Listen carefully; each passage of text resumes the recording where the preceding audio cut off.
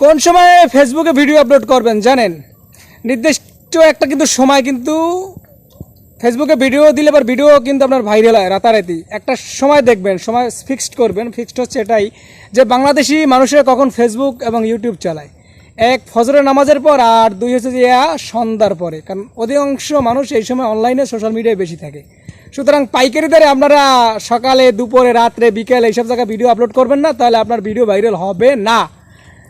হয় ফজর পর একটা ভিডিও ছাড়বেন, আর যদি ফজরে যদি টাইম নেয় তাই রিসেন্টলি ভাবে আমরা রাত্রেবেলা সন্ধ্যার পর একটা ভিডিও আপলোড করবেন, দেখবেন আপনার ভিডিও অনেক ওয়াচ টাইম বেড়ে গেছে, তার পরবর্তীতে আপনার ফলোয়ার বাড়তেছে।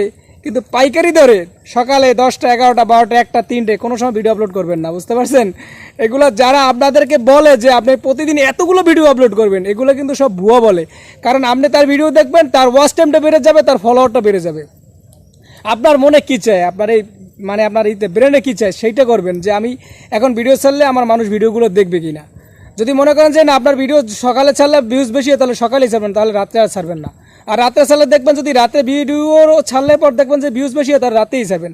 আর রিসেন্টলি বাংলাদেশের মানুষ কিন্তু এই টাইমে কিন্তু বেশি কিন্তু ভিডিওগুলো দেখে, সেইটা দিকে খেয়াল রাখে আপনারা কিন্তু ফেসবুক এবং ইউটিউবে ভিডিও আপলোড করবেন।